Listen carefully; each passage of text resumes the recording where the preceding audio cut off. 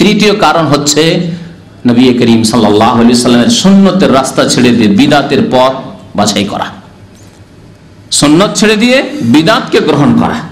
আজকে অধিকাংশ মুসলিম বিশ্বের মানুষ যেদিকে সংখ্যাগরিষ্ঠ লোক সেখানে, সেদিকে এতগুলি লোকেরা বুঝে না, এত বড় বড় আলেমরা বুঝে না, আমাদের দেশে আলেমরা নেই, তারা বুঝে না। এগুলি হচ্ছে দলিল মুসলিম সমাজের। গোটা বাংলাদেশে এগুলি হইল, এসব হচ্ছে, প্রতি বছর হচ্ছে। তারা কি না বুঝেই করছে? তাদের মধ্যে আলেম ওলামা নেই? এইগুলি হলো তাদের কথাবার্তা। সুন্নতের রাস্তা ত্যাগ করা এবং বিদআতের রাস্তা অবলম্বন করা, এ হচ্ছে অধপতনের কারণ এই উম্মতের জীবনের বহু ক্ষেত্রে।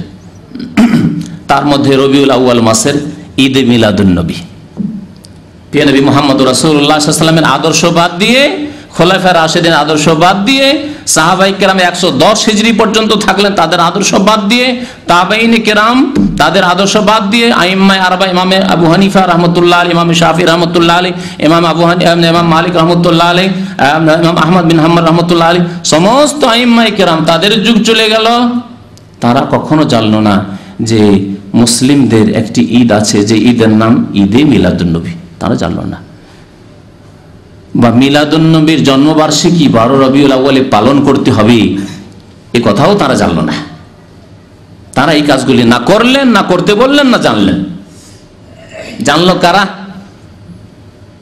যারা জাহেল মূর্খ, খ্রিস্টানদের পাশাপাশি বাস করত মিশরে, খ্রিস্টানদেরকে দেখলো যে খ্রিস্টানরা তো বড়দিন পালন করে 25শে ডিসেম্বরে, ঈসা আলাইহিস সালামকে তারা যদি এত শ্রদ্ধা করে, তো আমরা তো তার চাইতে বেশি শ্রদ্ধা করি। লাফিয়ে উঠলো জেহালত, অজ্ঞতায়। তারা যদি জন্মবার্ষিকী পালন করতে পারে ঈসা আলাইহিস সালামের, আমরা মুহাম্মদুর রাসূলুল্লাহ সাল্লাল্লাহু আলাইহি ওয়াসাল্লাম জন্মবার্ষিকী কেন পালন করব না? কার কাছ থেকে শিখলো? আল্লাহ রাসূল সাল্লাল্লাহু আলাইহি ওয়াসাল্লামের কাছ থেকে, খোলাফায়ে রাশিদিনের কাছ থেকে, সাহাবায়ে কেরামের কাছ থেকে, তাবেঈন, তাবা তাবেঈন, আইম্মা কেরামদের কাছ থেকে না। একটি প্রমাণ দেন। যদি কেউ বলে তো একটি প্রমাণ নিয়ে, কমের পক্ষে নিজের ইমাম সাহেবের কাছ থেকে একটি প্রমাণ নিয়ে আসুন। 400-500 বছর চলে গেল, আর তারপর খ্রিস্টানদের কাছ থেকে শিখলো, মান তাশাব্বাহা বিকওমিন ফাহুয়া মিনহুম। নবী করিম সাল্লাল্লাহু আলাইহি ওয়াসাল্লাম বললেন, যারা মুসলিম হওয়া সত্ত্বেও অন্য কোনো জাতির সাদৃশ্যতা অবলম্বন করবে, তাদের অনুকরণ করবে, তাদের দলভুক্ত হবে, তাদের দলে শামিল হবে। অথচ মানুষকে বোঝান, এত বড় আলেমরা বুঝে না, বাতিল মাথা চাড়া দিয়ে আছে। বাতিল হক হয়ে গেছে, আর হকটি বাতিল হয়ে গেছে। আজকালকার যুগের অবস্থা এমন যে সুন্নত বিদআত হয়ে গেছে, আর বিদআতই সুন্নতের জায়গা দখল করে নিয়েছে।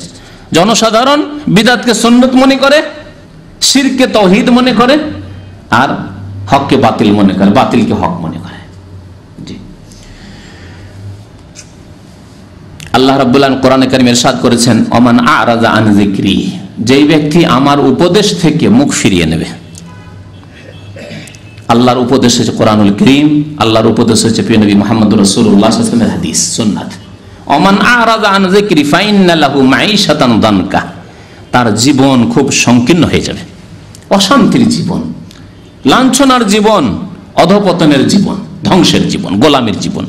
ফাইন্না মাঈশাতান দানকা ওমান আ'রাযা আন যিকরি ফাইন্না লাহু মাঈশাতান দানকা ওয়া নাহশুরুহু ইয়াওমাল কিয়ামাতি আ'মা, এবং কিয়ামতের দিনে তাকে অন্ধ করে উঠাবো।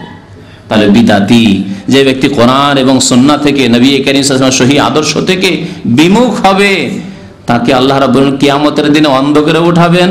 আর দুনিয়াতে তাদের অশান্তির জীবন, মাঈশা দানকা, সংকীর্ণ জীবন, অশান্তির জীবন, মানসিক অশান্তি, পারিবারিক অশান্তি, ব্যক্তি জীবনের অশান্তি, সামাজিক অশান্তি, রাষ্ট্রনীতির ক্ষেত্রে অশান্তি, অর্থনীতির ক্ষেত্রে অশান্তি, সব ক্ষেত্রে অশান্তি, অশান্তি আর অশান্তি। কোনখানে শান্তি আছে মুসলিম সমাজে?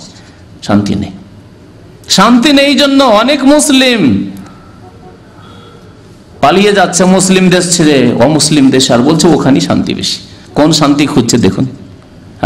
নিজের দেশে কোরআন এবং হাদিস দিয়ে শান্তি প্রতিষ্ঠা করা তৌফিক হচ্ছে না, তখন দুনিয়ার শান্তিতে ধোঁকা খেয়ে যাচ্ছে। যে ওই সব দেশে গেলে একটু নিরাপত্তার সাথে থাকবো, ওই দেশে গেলে একটু ছেলেমেয়েরা ভালো লেখাপড়া করবে, আর ওই দেশে গেলে সুযোগ সুবিধা পাবো, বেশি ডলার আর পাউন্ডস ইনকাম করতে পারবো, এইসব চিন্তাধারা। নিজের দেশে, নিজের সমাজে, নিজের পরিবারে শান্তি প্রতিষ্ঠা করতে তারা পারছে না, কারণ তারা আল্লাহর উপদেশ থেকে বিমুখ হয়েছে, ওমান আ'রাদা আন যিকরি ফাইন্না লাহু মাইশাতান দানকা। প্রিয় নবী মুহাম্মদ রাসূলুল্লাহ সাল্লাল্লাহু আলাইহি সাল্লামের আবু দাউদের একটি হাদিস রয়েছে, একদিন বক্তব্য করলেন, বক্তব্যের মতো বক্তব্য করলেন, মাউইজাতান বালিগা।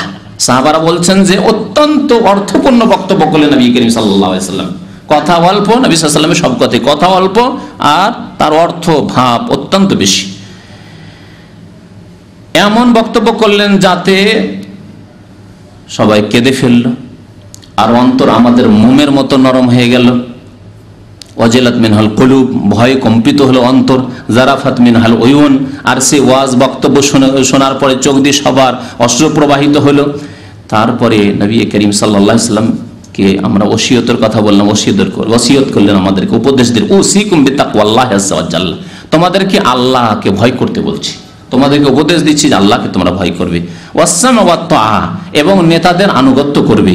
ওয়াইন তাআম্মার আলাইকুম আবদুন, যদিও তোমাদের নেতা গোলাম হোক না কেন, কৃতদাস হোক না কেন, ফাইন্নাহু মান ইয়াইশ বাদি মিনকুম ফাসায়ারা ইখতিলাফান কাসীরা, কারণ আমার পরে যারা বেঁচে থাকবে বা পরবর্তীকালে যারা আসবে তারা দেখবে মুসলিম সমাজে বহু ইখতিলাফ, নানা ভাষা, নানা মত, মতের অভাব নেই, এত মতানৈক্য দেখবে, ইখতিলাফ দেখবে। তখন সমাধান কি? ফাআলাইকুম বিসুন্নতি, তখন তোমরা যদি সম্মানিত হতে চাও, তোমরা ধ্বংস থেকে বাঁচতে চাও, আমার আদর্শকে, সুন্নতকে মজবুত করে ধারণ করবে। ওয়াসুন্নাতিল খুলাফায়ে রাশিদিন আল মাহদিয়িন মিন বাদি, আমার পরে হেদায়েত প্রাপ্ত যে খুলাফায়ে রাশিদিনরা রয়েছেন, খুলাফায়ে আরবা, তাদের আদর্শকে মজবুত করে ধারণ করবে। তাই খুলাফায়ে রাশিদিনদের সুন্নত আদর্শকে মজবুত করে ধারণ করতে বলা হয়েছে। আব্দু আলাইহি বিন নাওয়াজিজি ওয়া ইয়াকু মুহদাসাতিল উমুর, আর তোমরা নিজেকে নতুন নতুন ধর্মের নামে কাজ থেকে বাঁচাবে, ধর্মের নামে নতুন নতুন কাজ থেকে নিজেকে বাঁচিয়ে রাখবে। ফাইন্না কুল্লা বিদআতিন দালালা, কারণ প্রত্যেকে বিদআত হচ্ছে গুমরাহি। আল্লাহর নবী কি বলছেন? কুল্লা বিদআতিন দালালা। আর আমাদের দেশের বড় বড় আলেমদের কাছে শুনবেন যে বিদআত ভাই দুই প্রকার, এটি যদিও হাদিস কোরআনের নেই, তো এটি হচ্ছে বিদআতে হাসানা, এটি হচ্ছে কি বিদআতে হাসানা। মিলাদুন নবী যদিও নেই, তো এটি হচ্ছে কি বিদআতে হাসানা। শবে বরাতে হালুয়া রুটি খাও যদিও হাদিসে নেই, তো এটি হচ্ছে বিদআতে হাসানা, গরিব গরুবাকে খাওয়াচ্ছি, বিদআতে হাসানা।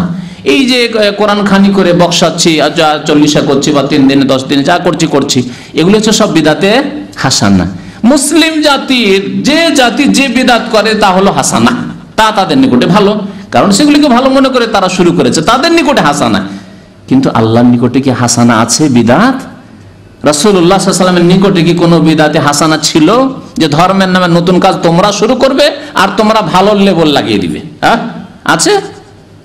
যদি থাকতো তো নবী করিম সাল্লাল্লাহু আলাইহি ওয়াসাল্লাম এই কথা বলতেন, ফাইন্না কুল্লা বিদআতিন দালালাহ, জেনে রেখো যে প্রত্যেক বিদআত হচ্ছে গুমরাহির কারণ। আব্দুল্লাহ বিন আব্বাস রাদিয়াল্লাহু তাআলা আনহুমা বলছেন, ইউশিকু আন তানজিলা আলাইকুম হিজারাতুম মিনাস সামা, আমার আশঙ্কা, আমাকে ভয় লাগছে। সাহাবায়ে কেরামদের যুগে আব্দুল্লাহ বিন আব্বাস রাদিয়াল্লাহু তাআলা আনহুমা যদি দেখতেন যে কোন সাহাবী বা কোন তাবেঈ, সাহাবী নয় হয়তো তাবেঈ, এরকম দেখতেন যে কোন ক্ষেত্রে হয়তো যে এটির কারণ কি বা এটির হিকমত কি, এই ধরনের কথাবার্তা বলতে শুনতেন, বা অমুক এরকম ধরনের ফতোয়া দিচ্ছে, বলছে মাসলা বলছে, তখন তিনি এই ক্ষেত্রে বলেছিলেন এই কথাটি, ইউশিকু, আমাকে ভয় লাগছে, আন তানজিলা আলাইকুম হিজারাতুম মিনাস সামা, যে আকাশ থেকে তোমাদের উপর পাথর বর্ষণ করা হবে। ভয় লাগছে আমাকে যে কখন যে আল্লাহ যে পাথর বর্ষণ করে দিবে তোমাদের উপর। অথচ শ্রেষ্ঠ যুগে, স্বর্ণ যুগের কথা, বহু সাহাবায়ে কেরাম বেঁচে রয়েছেন তখন, তাবেঈনদের যুগ, সাহাবায়ে কেরামদের শেষ যুগ। আকুল রকম কালা রাসূলুল্লাহ সাল্লাল্লাহু আলাইহি ওয়াসাল্লাম, তোমাদেরকে বলছি যে আল্লাহ ও রাসূল সাল্লাল্লাহু আলাইহি ওয়াসাল্লাম বলেছেন, ওয়া তাকুলুনা, তোমরা বলছো যে কালা ফুলান না ফুলান অমুক বলেছে। আল্লাহ রসুলের কথা বলছি, নবীর হাদিসের কথা বলছি, নবীর সুন্নতের কথা বলছি, আর সেখানে পেশ করবে যে অমুক বলেছেন, অমুক বলেছেন, চলবে? আজকে করি নাকি আমরা? হ্যাঁ, আমাদের এক শ্রেণী আলেমরা করে না যে আমাদের এটা মজহাবে নেই, সহিহ বুখারী শরীফের হাদিস, তাকে নাকচ করে দিয়ে আমাদের মজহাবে নেই। মজহাবের দলিল কি ভাই? বলছে ওই এটা আছে, তাহাবিতে আছে, না হয় মুয়াত্তা মালিকে আছে, আর না হইলে কিয়াসের জন্য অনেক জায়গায় শুধু দলিলের কথা। দলিল যদি সহিহ হাদিস থাকতো তবু তো খানিকটা ছিল। অনেক জায়গায় সহিহ হাদিসকে এই জন্যই ছাড়া হয়েছে যে বলছে এটি স্পষ্ট কিয়াসের খেলাফ, তো কিয়াসকে মানতে হবে। কোরআন এবং হাদিসকে বাদ দিয়ে কিয়াস মানা বিপজ্জনক কিয়াস।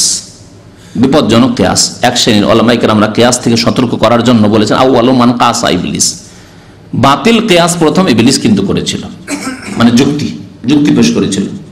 আল্লাহ আপনি বলছেন যে এই আদমকে সিজদা করো, আদমকে আমি কি করে সিজদা করতে পারি?